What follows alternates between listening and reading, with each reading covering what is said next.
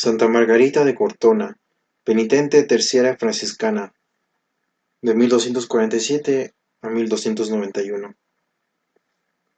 Muchos pecados le son perdonados porque mucho ha amado. Este admirable compendio de la vida de la gran penitente María Magdalena, expresado en esa breve frase del Salvador, resume también con toda perfección la historia de otra pecadora, Margarita, llamada de Cortona por el lugar de su penitencia y sepultura. Margarita nació el año 1247 en Laviano, pequeña aldea de Toscana, situada no lejos del lago Trasímeno. Sus padres eran modestos labradores de arraigada fe. La madre, sobre todo, era una mujer de piedad ilustrada, pero murió cuando Margarita no contaba más de 7 años. 7 años de edad en que nadie puede sustituir a la madre. Esta fue la causa de sus desgracias. Sin embargo, cuando la fe no ha sufrido menoscabo, queda siempre en el fondo de la naturaleza más abyecta, un elemento de reparación moral. La fe y el dulce recuerdo de su madre fue lo que salvó más tarde a Margarita. Su padre se volvió a casar y, como sucede con frecuencia, la niña recibió de la dura madrastra más golpes que caricias. Dotada de inteligencia despierta y de corazón ardiente, tenía, según dicen sus historiadores, esa hermosura y ese atildado perfil de camafeo antiguo que distingue todavía en el día de hoy a las mujeres toscanas.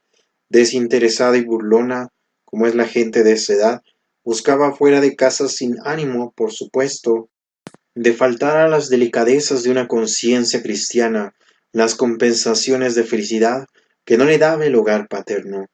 Un joven de la nobleza se enamoró de ella, el hijo del señor de Montepulciano, pequeña ciudad entre los principales del valle de Chiana, que después de erigirse en república a principios del siglo VIII, como todas las ciudades de Italia, perdió su independencia y fue regida por un podesta gibelino. Este podesta era el padre de ese noble joven. Lucía, pues, un gran nombre y era de modales distinguidos y de bello continente. Margarita obtuvo palabra de casamiento, pero fue un engaño, sin reflexionar en las consecuencias del paso que había dado, quizá alegrándose por salir de la odiosa tutela de la madrastra, y seducida sin duda alguna por joyas y regalos, se fue con el joven a la quinta Palazzi. 17 años, ignorancia de la vida, ausencia de la madre, un collar de perlas, promesa de casamiento. ¿No es esa la eterna y lamentable historia de la caída de tantas otras jóvenes? Esta unión ilegítima duró 9 años, pero cuando entrando en sí misma, Margarita hubo de reconocer su ruina moral, huyó la felicidad de su alma. En vano los salones del palacio almenado le ofrecían, en lugar de la cabaña de Laviano, el lujo, las fiestas y los torneos. En vano oía los elogios más lisonjeros cuando montada en su palafrén cabalgaba a través de las calles de Montepulciano radiante de belleza, con la cabellera flotante, vistoso traje de seda de grandes pliegues y la escarcela pendiente del cinturón de raso. No era feliz. La sonrisa de los transeúntes le parecía un reproche. La vista de una aldeana de edad madura despertaba en ella el recuerdo de su madre y a la vez crueles remordimientos. Por eso, después de su conversión, se le oía decir, cita, en Montepulciano perdí el honor, la dignidad, la alegría, lo perdí todo, menos la fe. Cierra cita. Y quizá hubiera persistido en su mala vida si Dios no hubiera roto mediante un suceso terrible la cadena que la unía a su cómplice. El golpe de la gracia, la conversión. Aconteció un día que a poco de separarse de ella el joven, éste fue sorprendido y muerto por unos asesinos en las afueras de la ciudad. Al cabo de algunos días, viendo que no regresaba Margarita, acompañada de una perrita que había vuelto a casa sin su amo, salió de Montepulciano y guiada por el animal iba por los campos. La perrita se detuvo de pronto Dando ladridos junto a una zanja. Margarita se acercó, y cuál no fue su espanto al ver allí un cadáver medio podrido, que reconoció al momento. Era el hijo del podestá de Montepulciano, era su amante. Margarita le lloró al pronto, pero con la ayuda de la gracia divina comprendió cuán insensata había sido. Había dejado a Dios por una criatura que era pasto de los gusanos. Llenóse su corazón de arrepentimiento sincero y muy hondo, y de deseo ardentísimo de reparar su vida desordenada. Margarita volvió a subir a Montepulciano, se despojó de sus galas, arrinconó sus joyas, y vestida con sencillo traje de luto, encaminóse apresuradamente hacia su país natal. Margarita contaba entonces 26 años. Volvió de nuevo a Laviano, pobre como había sido de allí, pero con una de esas manchas que truecan por completo una existencia. ¿Cómo resistir la mirada de su padre y la de sus antiguas amigas? Sabía también que el mundo es duro para perdonar los escándalos de que él mismo es provocador. Margarita sabía todo eso. Pero ¿en dónde hallar un corazón compasivo fuera del techo paterno? El padre enternecióse por la sinceridad del profundo arrepentimiento de su hija, pero la madrastra implacable declaró que abandonaría la casa el día que aquella desventurada volviera a poner los pies en ella. Entonces la pobre pródiga fue a sentarse bajo una higuera del jardín y allí lloró largo tiempo. Se la echaba duramente. Qué tentación sentiría de volver a su pasada vida. Pero la tentación descubre también las grandes almas. No, Margarita, exclamó la pobre joven. Bastante tiempo has movido guerra contra aquel que ha derramado su sangre por ti. Más te vale mendigar el pan que tornar al pecado. Si era cita. Esta vez la resolución era irrevocable. Apenas acababa de tomar esta resolución, oyó distintamente una voz interior que le dijo, abre cita, vete a Cortona y ponte bajo la dirección de los hermanos menores. Cierra cita. Al instante volvió la calma a su ánimo y determinó seguir aquel llamamiento. Cortona es una ciudad muy antigua y pintoresca, situada en la falda de una colina en las laderas del monte San Gil, uno de los contrafuertes del Apenino toscano. En la época a que nos referimos, 1273, Cortona era una república, tenía administración autónoma, era próspera, pues había sido libertada del yugo de los gibelinos por el ilustre Ugo Casali. Gozaba de una vida religiosa muy intensa, desde que el patriarca de Asís en persona había mandado construir al pie del monte San Gil un convento conforme a sus ideas de renunciamiento y abnegación. La desterrada de Laviano subía pues por las calles escarpadas de la ciudad que conducían al monasterio, cuando se encontró con dos nobles damas, Marinari y Romeria Muscari. Conmovidas por la tristeza y la pena que delataba su rostro, se acercaron a ella con bondad. Margarita les expuso brevemente el motivo de su venida y la inspiración que había tenido de ir a los discípulos de San Francisco. Ofreciéronle un asilo en su domicilio y la presentaron ellas mismas al padre Bebeñati, varón venerable, prudente y severo a la vez, el mismo que con el tiempo vino a ser el historiador de la penitente. Margarita empezó haciendo confesión general de su vida, que lo ocupó durante 8 días. Cuando se levantó convencida del perdón divino, dos sentimientos brotaron en su alma: la paz interior, tras la cual esta alma fogosa, sedienta de felicidad, había vanamente ido por el mundo, y el aborrecimiento del cuerpo, cómplice de sus iniquidades. Margarita tomó luego los medios más enérgicos para evitar toda recaída. Se cortó la cabellera negra como el ébano, de que tan orgullosa se sentía, se afeó el rostro y estaba dispuesta a mutilarle con una navaja de afeitar, de no haberse opuesto a ello su confesor. Sabiendo éste que el fervor de los principiantes necesita ser moderado por la discreción, se opuso más de una vez al proyecto que ella había formado de reparar sus desórdenes públicos por una penitencia igualmente pública. No obstante, la facultó para que hiciera pública retractación de sus extravíos en presencia de sus paisanos. Un domingo bajó pues a Labiano y fue a la iglesia en donde los fieles estaban congregados.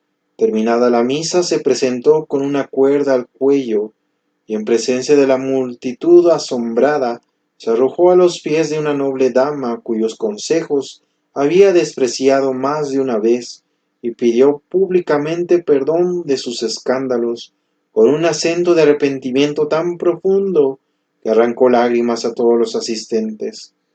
A tales actos de penitencia, Margarita añadía la mortificación del trabajo.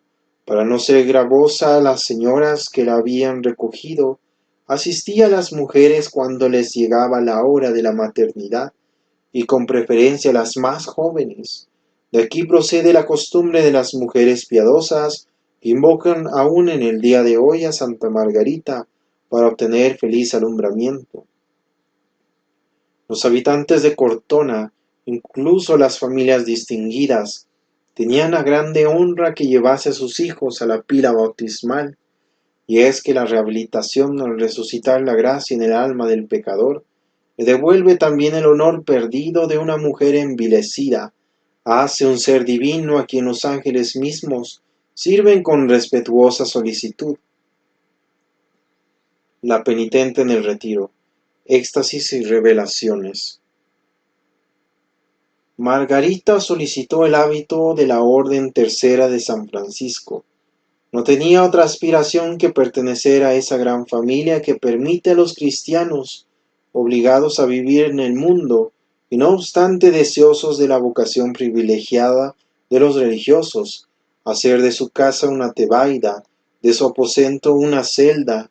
En ella pueden, sin romper los lazos de familia, practicar las virtudes del claustro, pero a este favor no le fue concedido hasta después de 3 años de pruebas, de obediencia, de arrepentimiento y de mortificaciones muy duras. Probablemente fue admitida en la Orden Tercera en 1276. Nobleza obliga. Margarita comprendió que en esta falange que combate tan valientemente por la Iglesia con las armas de la oración y de la penitencia, ella debía redoblar sus mortificaciones. Suprimió pues de su alimento hasta los higos frescos y las legumbres cocidas. Dormía sobre una estera y no salía de su celda más que para ayudar a los indigentes y a los enfermos, o para oír misa en la iglesia de San Francisco, que tan querida de su corazón llegó a ser.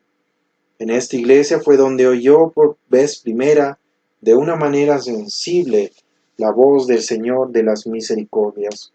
Un día en que Margarita estaba sola, de rodillas como de costumbre, delante de la imagen de Cristo crucificado, con amorosa mirada fija en él, le habló de esta manera: Dios mío, vos que tanto habéis sufrido por mí, ¿me perdonaréis? Inmediatamente salió una voz de los labios de la Santa Efigie que le dijo: ¿Qué deseas de mí, pobre pecadora? Toda sobrecogida: Señor, respondió, no busco ni quiero más que a vos. Este crucifijo milagroso se conserva en la iglesia de San Francisco de Cortona. Es del siglo X o del XI y de la escuela bizantina, de tamaño natural, con los brazos descarnados, la corona real sobre la cabeza y preciosos adornos de oro en el pecho. Produce un efecto sorprendente. Diríase que sus labios van a abrirse de nuevo para repetir al humilde penitente: ¿Qué deseas de mí, pobre pecadora? Al lado del altar hay una estatua de Margarita que parece responder: Señor, no deseo otra cosa sino a vos. Pero ¿en qué estado de turbación no quedaba la que Dios mismo acababa de llamar pobre pecadora? Presa de ese malestar indefinible, tan común en las almas timoratas, se decía: ¿me había perdonado el Señor? En su celda admirábase al considerar que la paciencia y la misericordia hubiesen sido las únicas represalias de Dios. Mientras esto consideraba, oyóse de repente el mismo timbre de voz. Escuchó conmovida: Quiero, decía la voz del Salvador, Que el ejemplo de conversión predique la confianza a los que desesperan.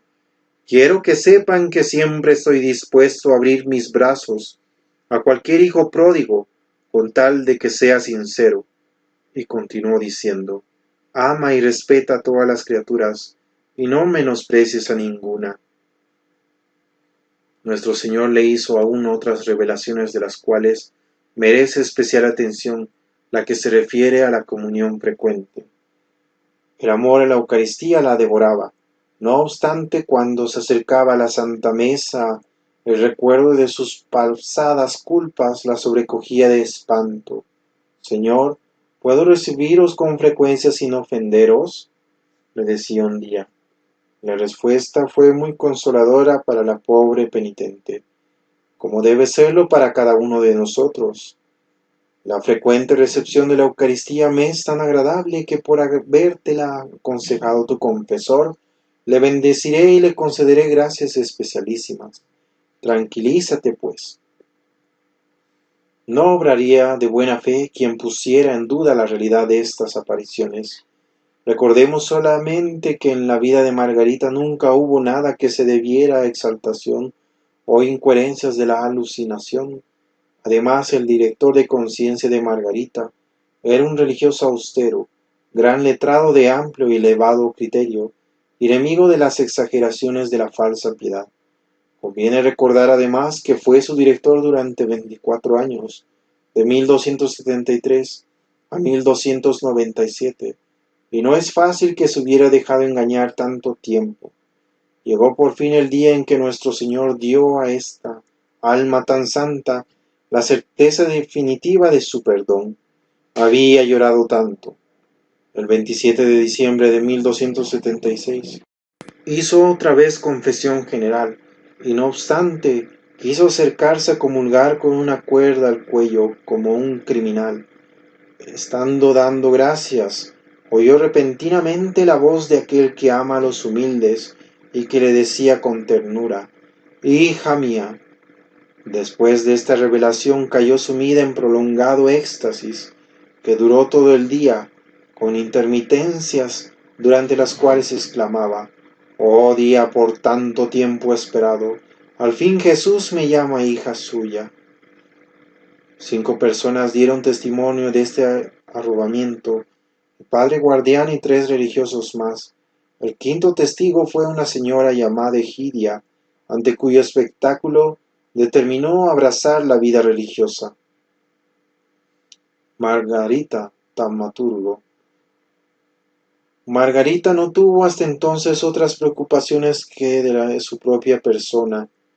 Sin embargo, la penitente deseaba ofrecerse a Dios como víctima de expiación por los demás. De antemano se había declarado humilde sierva de los pobres. En el ardor de su celo hubiera deseado cargarse con todas sus cruces. Con ayuda de otras celosas señoras había fundado un hospicio frente a su casa, que aún existe en el día de hoy. Pedía limosna para los pobres, alimentándose con los restos de su comida, cuidando con preferencia las enfermedades más repugnantes y arreglándose para que todos los días de gran fiesta tuvieran mejor comida. Vuelta a su celda, pasaba la noche al pie del crucifijo, constantemente arrobada en las escenas del Gólgota, suplicando a la adorable víctima que derramara a raudales en su corazón las amarguras de la pasión. Cristo oyó favorablemente su súplica, y los cielos vieron la escena de su crucifixión mística. En la noche del jueves al Viernes Santo, el año 1287, según todas las probabilidades, nuestro Señor le reveló que ese mismo día sería crucificada en espíritu. Después de la misa conventual, quedó arrobada en éxtasis. Todo el drama de la pasión se desarrolló a su vista. Vio el beso de Judas, la negación de Pedro, oyó los azotes de la flagelación, los clamores del populacho, los martillazos sobre los clavos en la crucifixión. En una palabra, asistía a todas las escenas de la pasión. Sin darse cuenta, la población toda de Cortona había acudido en tropel para asistir en un espectáculo tan extraordinario.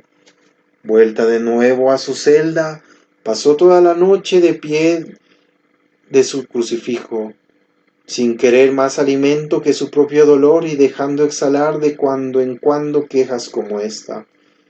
¿Qué habéis hecho, Dios mío, para que los hombres os hayan tratado tan cruelmente? De todas partes acudían para contemplar a Margarita, de Roma, de Florencia, de Francia y de España. Pedíase por mediación suya la curación de los enfermos, la liberación de los endemoniados y la conversión de los pecadores. También en Cortona fue sensible su influencia, pues gracias a su intervención los güelfos hicieron las paces con los gibelinos.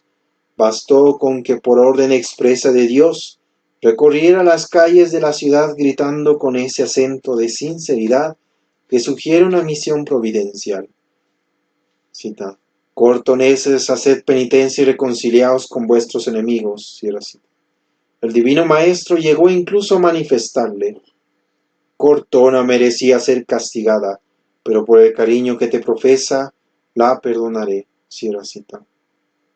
Poco tiempo después, le reiteraba la misma promesa sin reservas ni restricción: escucharé favorablemente y bendeciré a cuantos te invoquen. Cierra cita.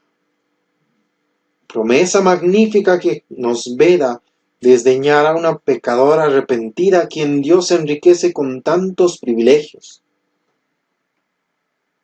Últimos momentos de la santa. Hacia fines del año 1290, Margarita, baldada por el reuma y consumada por la fiebre, estaba visiblemente en el ocaso de su vida. Durante 17 días no pudo tomar ningún alimento.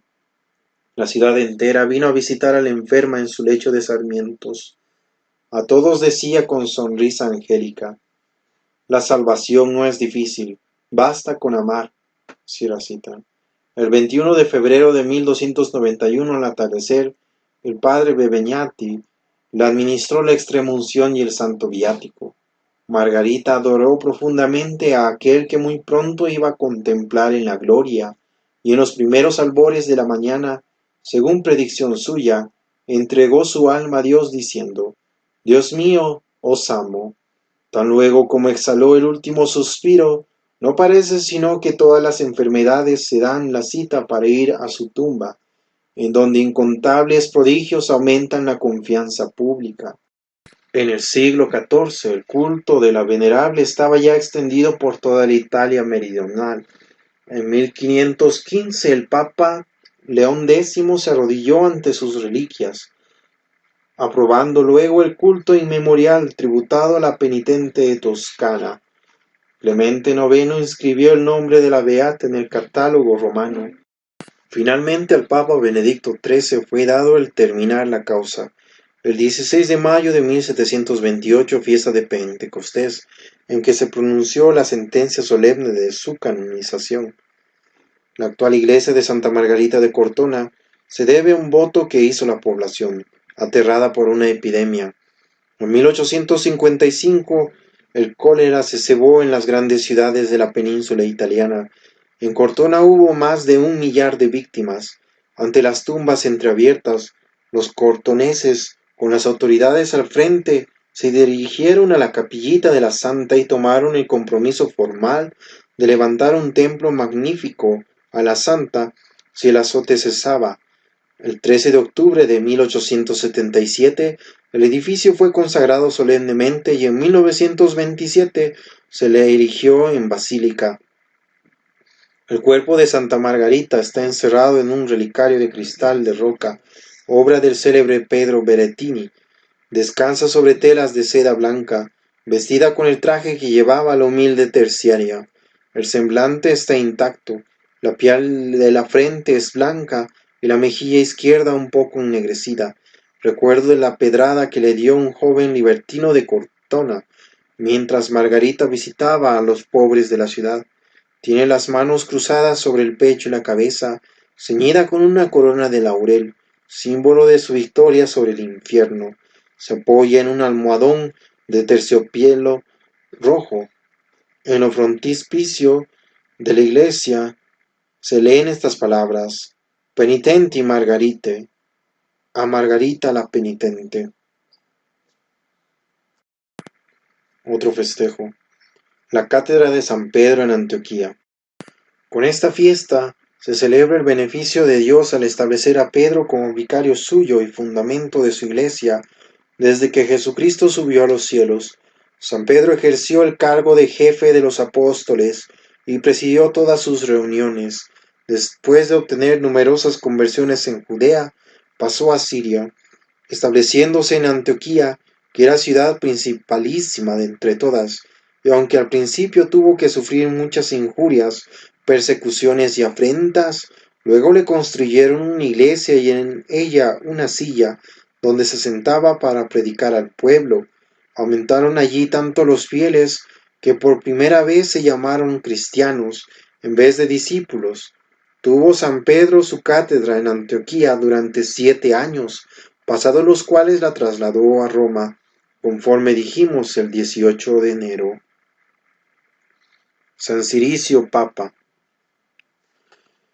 Fue el 38º de los pontífices reconocidos como legítimos en la Iglesia católica.